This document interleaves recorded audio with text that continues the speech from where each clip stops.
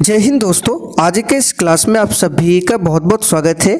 तो दोस्तों, आज हम लोग साइंस विज्ञान से अति महत्वपूर्ण प्रश्नों को कवर करने वाले हैं, जो कि साथियों बिहार एसएससी इंटर लेवल और बिहार पुलिस एग्जाम के लिए सबसे ज़्यादा इम्पोर्टेंट रहेगा। तो साथियों, आप सभी सेशन को बिना स्किप किए लास्ट तक पूरा ध्यानपूर्वक देखिए। तो चलिए इसी के साथ आज के इस क्लास को स्टार्ट करते हैं। तो फटाफट से आप लोग सेशन को एक बार लाइक कर दीजिए और हो सके तो आज के सेशन को अपने सभी दोस्तों के साथ शेयर भी कर दीजिए। तो साथियों, आज का पहला क्वेश्चन देखिए, प्रिज्म द्वारा सफ़ेद प्रकाश के परिक्षेपण में कौन सा रंग अधिकतम विचलित होता है? लाल रंग, बैंगनी रंग, हरा रंग या फिर डी इनमें से कोई नहीं। बहुत ही शानदार लेवल का क्वेश्चन है। चलिए आप लोग आंसर कीजिए। प्रिज्म द्वारा सफ़ेद प्रकाश के परिक्षेपण में कौन सा रंग सबसे अधिक विचलित होता है? तो प्यारे साथियों, यहाँ पर क्वेश्चन नंबर 1 के लिए आंसर क्या होगा? बैंगनी रंग ये सबसे ज़्यादा विचलित होता है। क्यों होता है?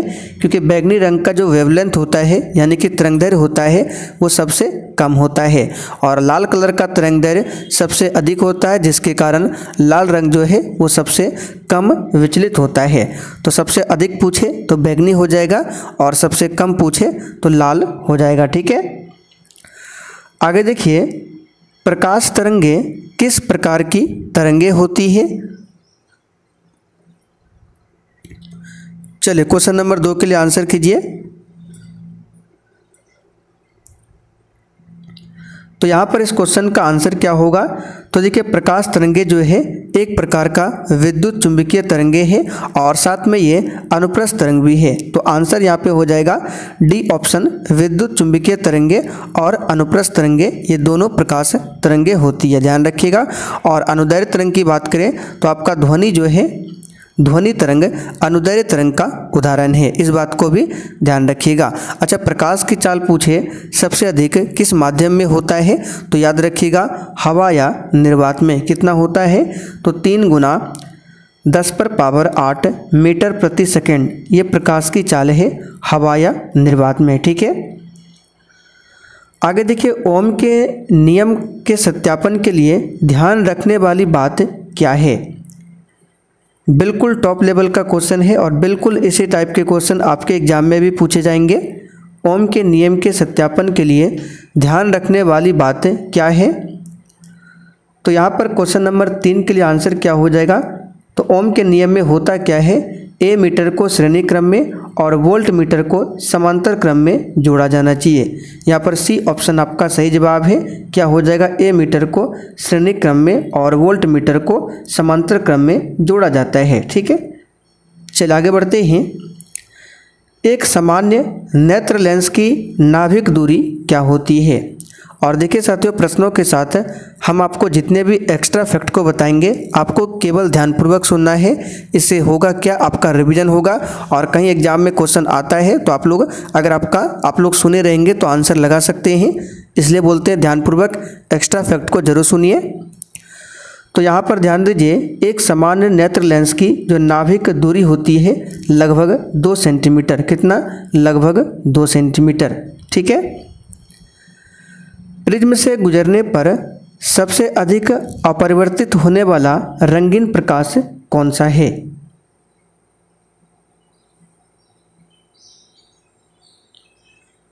चलिए 5 के लिए आंसर बताइए। प्रिज्म से गुजरने पर सबसे अधिक अपरिवर्तित होने वाला रंगीन प्रकाश कौन सा है? तो याद रखिएगा इसका आंसर क्या हो जाएगा? बैंगनी। सी ऑप्शन यहाँ पर सही है। और यहाँ पर आप लोग ध्यान दीजिए, 25 सेंटीमीटर आपको आंसर नहीं करना है क्योंकि ये नाभिक दूरी पूछा गया है जो कि लगभग 2 सेंटीमीटर होता है। ठीक है, ये नेत्र लेंस और रेटिना के बीच की दूरी है लगभग 2 सेंटीमीटर, जिसे नाभिक दूरी बोला जाता है।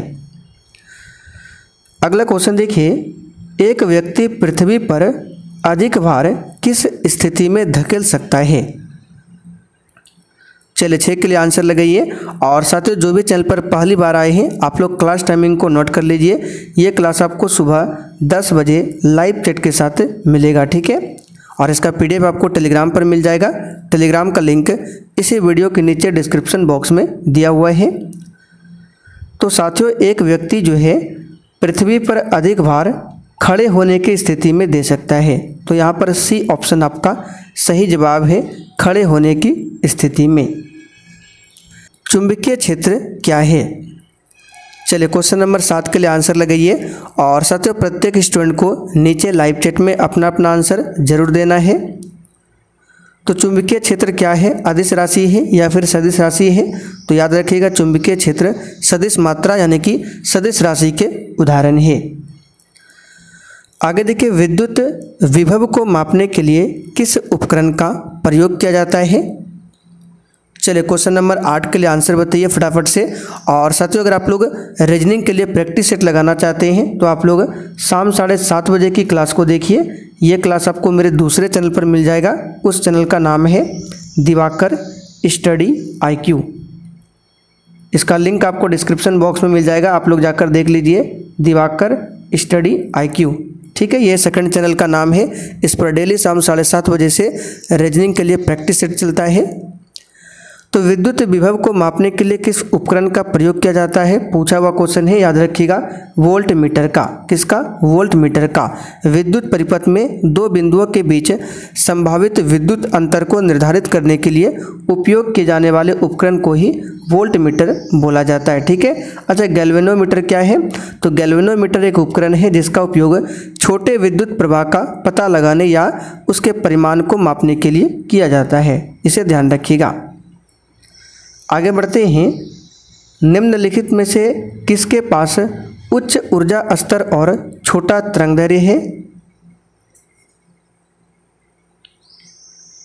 तो यहाँ पर क्वेश्चन नंबर 9 के लिए आंसर क्या होगा? UV रेज यानी कि परावैंगनी विकिरण। सी ऑप्शन यहाँ पर सही है। देखिए परावैंगनी विकिरण में दृश्य विकिरण और अवरक्त विकिरण की तुलना में उच्च ऊर्जा स्तर और कम तरंगदैर्घ्य होता है। तो आंसर यहाँ पे क्या हो जाएगा? परावैंगनी विकिरण। ऊर्जा के स्रोत जो कार्बन उत्सर्जन में वृद्धि नहीं करते हैं, इसमें क्या शामिल है? चलिए बहुत ही शानदार लेवल का क्वेश्चन हम लोग कर रहे हैं, फटाफट से आंसर बताइए। 10 के लिए आंसर क्या होगा? तो देखिए साथियों, ऊर्जा स्रोत जो कार्बन उत्सर्जन में वृद्धि नहीं करते हैं उसमें नाभिकीय ऊर्जा संयंत्र भी आता है, सौर सेल भी आता है, पवन चक्कियाँ भी आता है। तो इस हिसाब से आंसर जो हो जाएगा आपका सभी हो जाएगा। ठीक है, सही कर लीजिएगा, A, B, C सभी यहाँ पर इसका आंसर सही है। प्रेरित धारा की दिशा किसके द्वारा दी गई है? ये क्वेश्चन एग्जाम के लिए मोस्ट VVI रहेगा, इसको अभी याद कर लीजिए। प्रेरित धारा की दिशा जो है किसके द्वारा दी गई है? तो याद रखिएगा फ्लेमिंग का जो दाहिना हाथ का नियम है, इसी के द्वारा प्रेरित धारा का दिशा बताया गया है। तो यहाँ पर A ऑप्शन आपका सही जवाब है, ध्यान रखिएगा। प्रेरित धारा की दिशा जो है फ्लेमिंग के दाहिने हाथ का नियम या फिर लेंज का नियम, अगर ऑप्शन में मिले लेंज का नियम तो ये भी आप लोग आंसर लगा सकते हैं। ठीक है, अगर फ्लेमिंग का दाहिना हाथ का नियम ऑप्शन में ना हो और लेंज का नियम दिया हो तो आप लोग आंसर लेंज का नियम भी लगा सकते हैं, ध्यान रखिएगा। तापमान की SI इकाई क्या है? चलिए 12 के लिए आंसर बताइए। केल्विन, सेल्सियस, फ़ारेनहाइट, इनमें से तापमान की SI इकाई क्या है? तो याद रखिएगा केल्विन जो है तापमान की SI इकाई है। यहाँ पर A ऑप्शन आपका सही जवाब है। बड़ी G का मान कितना होता है? इस क्वेश्चन पर भी आप सभी स्टार मार्क कर लीजिए, यह क्वेश्चन एग्जाम में छप सकता है। बड़ी G का मान कितना होता है? तो इस क्वेश्चन को अभी याद कर लीजिए। बड़ी G का मान होता है 6.67 into 10⁻⁻11 newton meter square kg पर पावर -2। आपको देखिए ऑप्शन में इस तरह से भी मात्रक मिल सकता है, न्यूटन मीटर स्क्वायर प्रति kg स्क्वायर। अगर बीच में प्रति का सिंबल लगे तो 2 पे माइनस नहीं होगा। ठीक है, और अगर इस सिंबल को हटा दे जो बीच में है तो यहाँ पे -2 लग जाएगा। तो यहाँ पे देखिए बीच में इस तरह से नहीं है, इसलिए यहाँ पे -2 दिया हुआ है। अगर बीच में प्रति लग जाए तो यहाँ पे -2 नहीं होगा, सिर्फ 2 होगा। तो आंसर अभी याद रखिएगा 6.67 इंटू 10⁻11 न्यूटन मीटर स्क्वायर प्रति kg स्क्वायर। पानी का क्वथनांक सेल्सियस में कितना होता है? और देखिए साथियों, जिन्होंने अभी तक सेशन को लाइक नहीं किया है फटाफट से आप लोग सेशन को लाइक कीजिए। तो मेरे प्यारे साथियों, पानी का जो क्वथनांक होता है सेल्सियस में कितना होता है, तो इस क्वेश्चन का आंसर क्या हो जाएगा, 100 डिग्री सेल्सियस। ठीक है, 100 डिग्री सेल्सियस। और फ़ारेनहाइट में पूछे तो 212 डिग्री फ़ारेनहाइट होता है। किसी वस्तु का चंद्रमा पर भार पृथ्वी पर उसके भार का कितना होता है,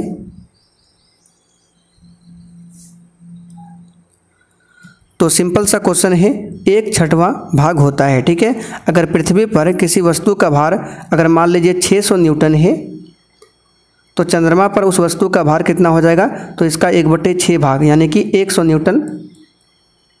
न्यूटन हो जाएगा चंद्रमा पर उस वस्तु का भार। ठीक है, 1/6 भाग होता है।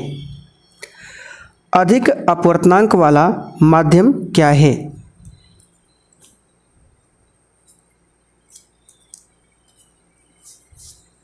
तो यहाँ पर इस क्वेश्चन का आंसर क्या हो जाएगा, दूसरे माध्यम की अपेक्षा प्रकाशित घनक सघन है। ठीक है, देखिए जिस माध्यम का अपवर्तनांक अन्य माध्यम की तुलना में अधिक होता है उसे प्रकाशिक रूप से सघन माध्यम कहा जाता है, तथा दूसरा माध्यम जो है वो प्रकाशिक रूप से विरल माध्यम कहलाता है। तो यहाँ पे पूछा गया है कि अधिक अपवर्तनांक वाला माध्यम दूसरे माध्यम की अपेक्षा क्या होता है, प्रकाशिक रूप से सघन होता है। यहाँ पर ए ऑप्शन सही है।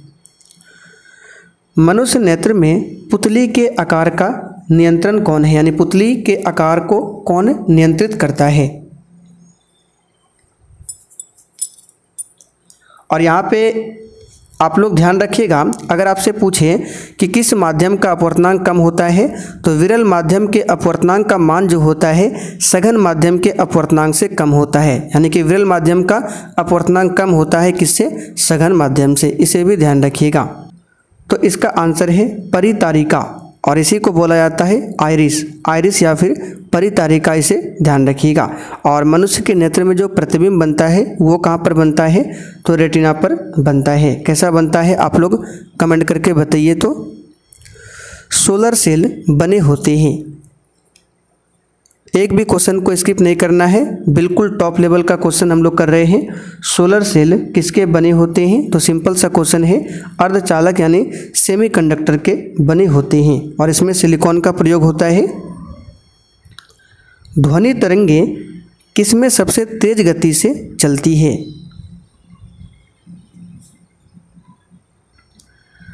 तो देखिए साथियों, ध्वनि तरंगे जो है सबसे तेज गति से किस माध्यम में चलेगा, तो हमने आपको पहले भी बहुत बार बता रखा है कि ठोस माध्यम में ध्वनि जो है सबसे तेज गति से चलती है।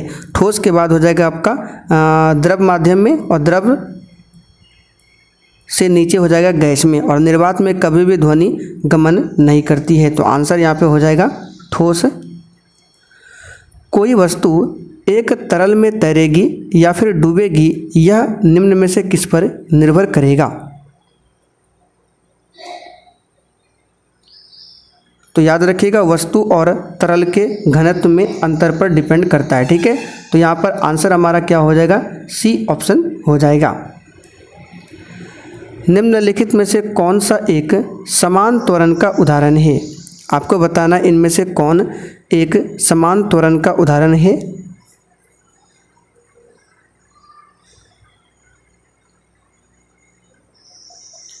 तो यहाँ पर इस क्वेश्चन का आंसर क्या हो जाएगा, एक मुक्त गिरने वाली वस्तु की गति और एक ढलान पर लुढ़कती हुई गेंद की गति, दोनों याद रखिएगा, दोनों जो है एक समान त्वरण का उदाहरण है। ठीक है, त्वरण का एसआई मात्रक क्या होता है, तो याद रखिएगा मीटर प्रति सेकंड स्क्वायर, ये त्वरण का एसआई मात्रक है। निम्नलिखित में से कौन सी प्रक्रिया दीर्घ तरंग विकिरण का भाग नहीं है, चलिए 22 के लिए आंसर कीजिए। निम्नलिखित में से कौन सी प्रक्रिया दीर्घ तरंग विकिरण का भाग नहीं है, तो याद रखिएगा इसका आंसर हो जाएगा बिखरना। क्या हो जाएगा, बिखरना। समान प्रकार के द्विफोकल लेंसों में ऊपरी और निचले भाग क्रमशः होते हैं। इस क्वेश्चन पर भी आप सभी स्टार मार्क करके रखिए, एग्जाम में छप सकता है। तो देखिए साथियों, समान प्रकार के जो द्विफोकल लेंस होते हैं, इसमें जो ऊपर वाला भाग होता है किसका बना होता है और नीचे वाला भाग किसका होता है, ये आपको बताना है।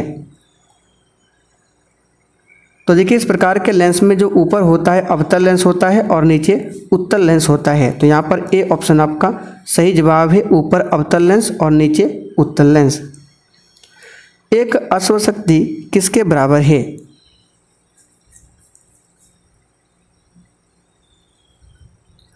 चलिए आंसर बताइए। एक एचपी में कितना वाट होता है?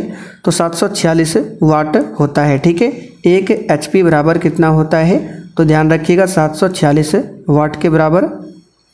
आइंस्टीन को अपना नोबेल पुरस्कार मिला था। चलिए आंसर बताइए किसके लिए मिला था? तो साथियों आइंस्टीन को नोबेल पुरस्कार मिला था 1921 में। कब मिला था? 1921 में। किसके लिए मिला था?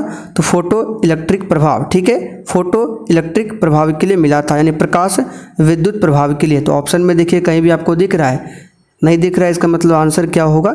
इनमें से कोई नहीं। ठीक है, शून्य प्रतिरोध वाले पदार्थ को निम्नलिखित में से क्या कहेंगे?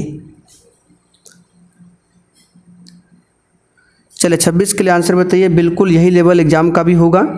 शून्य प्रतिरोध वाले पदार्थ को निम्नलिखित में से क्या कहेंगे? तो याद रखिएगा इस क्वेश्चन का आंसर क्या हो जाएगा? इस क्वेश्चन का आंसर हो जाएगा अति चालक। ठीक है, यानी सुपर कंडक्टर कहा जाएगा। आपको ऑप्शन में सुपर कंडक्टर भी दे सकता है और हिंदी में बोला जाता है अति चालकता या फिर अति चालक। निम्नलिखित माध्यमों में से किसमें प्रकाश की गति अधिकतम होती है? चलिए 27 के लिए आंसर लगाइए। किस माध्यम में प्रकाश की गति सबसे अधिक होगी? तो वायु या फिर निर्वात में। तो यहाँ पर आंसर हो जाएगा सी ऑप्शन। गाड़ियों के पीछे देखने के दर्पण का जो आवर्धन होता है निम्नलिखित में से क्या होता है? तो सबसे पहले आपको पता होना चाहिए गाड़ियों के पीछे पश्च दर्पण के रूप में किस दर्पण का इस्तेमाल होता है? तो आपने 10th क्लास में पढ़ा होगा उत्तल दर्पण का। पश्च दर्पण के रूप में गाड़ियों में उत्तल दर्पण का इस्तेमाल होता है, क्योंकि उत्तल दर्पण जो है हमेशा छोटा प्रतिबिंब बनाता है और इसलिए पश्च दर्पण द्वारा उत्पन्न आवर्धन जो होगा हमेशा क्या होगा? 1 से कम होगा। तो आंसर याद रखिएगा सी ऑप्शन। कभी भी उत्तल दर्पण का आवर्धन पूछे तो कितना होता है? 1 से कम होता है।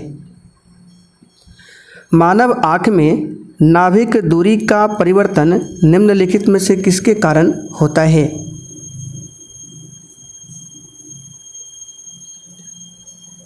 तो इस क्वेश्चन का आंसर क्या हो जाएगा? सिलियरी मांसपेशियों के द्वारा, यानी सिलियरी मसल्स के द्वारा। सी ऑप्शन यहाँ पर सही है। प्रकाश के प्रकीर्णन देखा जा सकता है, यानी प्रकाश का जो प्रकीर्णन है कहाँ पर देखा जा सकता है? तो सिंपल सा क्वेश्चन है, इसका आंसर क्या हो जाएगा?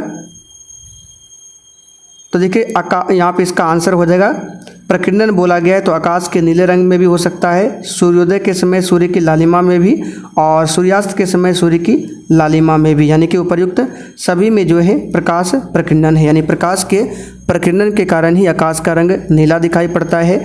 सूर्योदय के समय सूर्य की लालिमा दिखाई पड़ती है, सूर्यास्त के समय में भी सूर्य जो है लाल दिखाई पड़ता है, यानी उपर्युक्त सभी यहाँ पर सही आंसर है। चुंबकीय बल रेखाएं निम्नलिखित में से किससे निकलती है?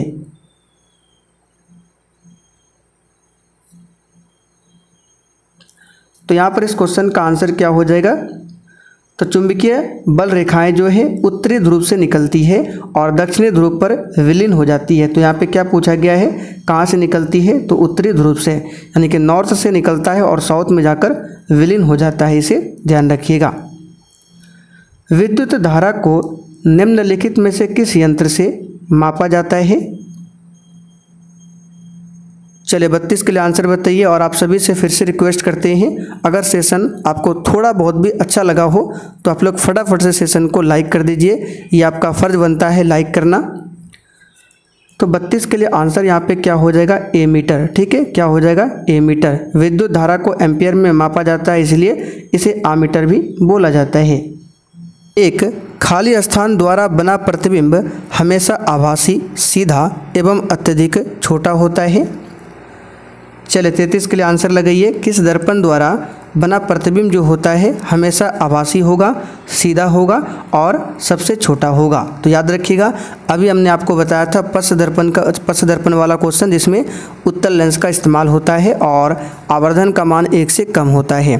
तो आंसर यहाँ पे क्या होगा, उत्तल दर्पण। निम्न में से कौन सा ऊर्जा का मात्रक नहीं है। चलिए पूछा हुआ क्वेश्चन है, आंसर लगाइए। निम्न में से कौन सा ऊर्जा का मात्रक नहीं है। तो साथियों यहाँ पर इस क्वेश्चन का आंसर याद रखिएगा क्या हो जाएगा, न्यूटन मीटर ये ऊर्जा का मात्रक नहीं है, जबकि किलोवाट घंटा, जूल ये सभी ऊर्जा के मात्रक है। 1 जूल किसके बराबर होता है। और देखिए साथियों, सेशन के लास्ट में आप लोग कमेंट करके अपना अपना स्कोर जरूर बताइएगा कि आपने आज के इस प्रैक्टिस सेट में कितने क्वेश्चन सही किए। तो 1 जूल किसके बराबर होता है। तो यहाँ पर इस क्वेश्चन का आंसर बताइए फटाफट से क्या होगा। तो इस क्वेश्चन का आंसर हो जाएगा 1 न्यूटन मीटर के बराबर होता है 1 जूल। ठीक है, ध्यान रखिएगा क्या हो जाएगा, 1 न्यूटन मीटर। ध्वनि सबसे तेज किस माध्यम में संचरित होती है। ये क्वेश्चन रिपीट हुआ है, अभी हमने आपको बताया था ठोस माध्यम में सबसे अधिक।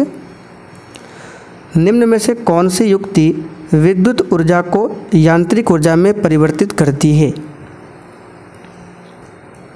तो देखिए, विद्युत ऊर्जा को यांत्रिक ऊर्जा में बदलना है तो ये कौन करेगा।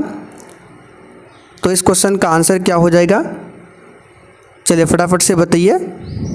तो इसका आंसर हो जाएगा विद्युत मोटर। ठीक है, विद्युत मोटर क्या करता है, विद्युत ऊर्जा को यांत्रिक ऊर्जा में बदलता है। और अगर पूछे यांत्रिक ऊर्जा को विद्युत ऊर्जा में कौन बदलता है, तो डायनेमो यानी कि जनरेटर। बर्फ पानी पर क्यों तैरता है, इसका रीजन क्या है। तो साथियों, बर्फ तैरती है क्योंकि यह पानी से कम सघन होता है। तो आंसर हो जाएगा यहाँ पे बी ऑप्शन, बर्फ का घनत्व जो है पानी से कम होता है, इसलिए बर्फ पानी पर तैरता है। पानी का घनत्व कितना होता है, तो 1.0 ग्राम प्रति सेंटीमीटर क्यूब होता है और बर्फ का घनत्व होता है 0.931 ग्राम प्रति सेंटीमीटर क्यूब। तो ध्यान रखिएगा, पानी से क्या होता है, कम होता है, यानी बर्फ का घनत्व पानी से कम होता है, इसलिए बर्फ पानी पर तैरता है। प्रतिध्वनि सुनाई देती है। चलिए क्वेश्चन बार बार पूछा जाता है 39 नंबर, प्रतिध्वनि सुनाई देती है किसके कारण। तो याद रखिएगा इसका आंसर क्या हो जाएगा, ध्वनि तरंगों के परावर्तन के कारण ही प्रतिध्वनि सुनाई पड़ती है, इसे ध्यान रखिएगा। हाइड्रोजन बम का आविष्कार किसने किया था, ये आखिरी क्वेश्चन है और ये टेस्ट के तौर पर है। आप लोग इसका आंसर नीचे कमेंट करके बताइएगा इसका आंसर क्या होगा। तो चले साथियों, आज के लिए इतना ही, तब तक के लिए जय हिंद।